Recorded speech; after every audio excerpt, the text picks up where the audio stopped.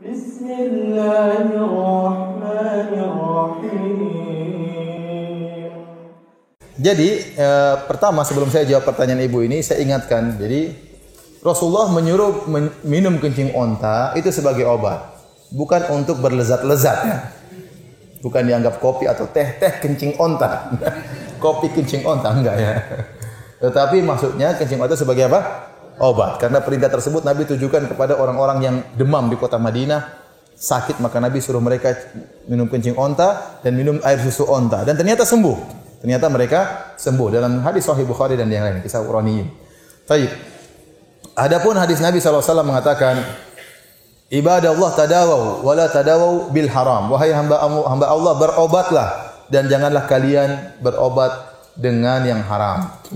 Apakah kencing onta najis? Jawabannya tidak. Kencing onta tidak najis. Kaidah yang benar, seluruh hewan yang halal untuk dimakan, maka kotorannya tidak najis. Ya, kotorannya tidak najis ya. Di antara dalilnya ini, di antara dalilnya Rasulullah SAW menyuruh untuk memang jijik tapi tidak najis. Ya.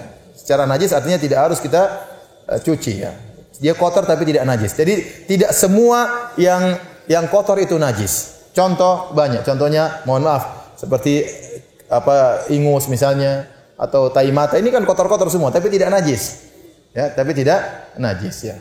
Bahkan bisa jadi ada sesuatu yang tidak kotor tapi najis. Contohnya babi bakar ya. Itu najis ya, meskipun kelihatannya enak ya, tapi apa? Najis ya. Jadi maksud saya, hewan yang boleh dimakan kotornya tidak najis. Dalilnya di antaranya ini, kencing onta. Kemudian Nabi SAW tawaf naik onta di Ka'bah. Nabi naik onta tawaf di Ka'bah. Padahal onta bisa saja kencing tiba-tiba. Ya. Kalau memang belum lagi mungkin kena injak kotorannya, injak kencingnya, tapi Nabi biarkan dia masuk dalam apa?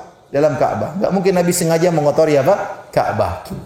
Kemudian Nabi SAW juga mengatakan, sallu fi marabidil ghanam. Salatlah kalian di kandang kambing, dan kandang kambing pasti kotor. Tidak mungkin kambingnya kalau beol dia perhatian tempatnya khusus, dia nggak ngerti, dia asal beol jalan beol, bahkan kambing bisa beol sambil jalan, ya atau tidak?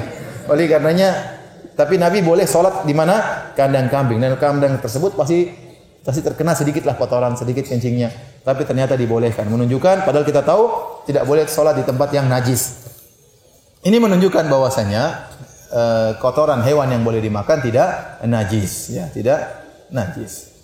Dan tatkala Nabi mengatakan boleh berobat dengan kencing onta, ya berarti itu benar, Ya, Ustaz, apakah boleh kita kiaskan, analogikan dengan kencing sapi? Oh, enggak ada dalilnya, enggak ada dalilnya.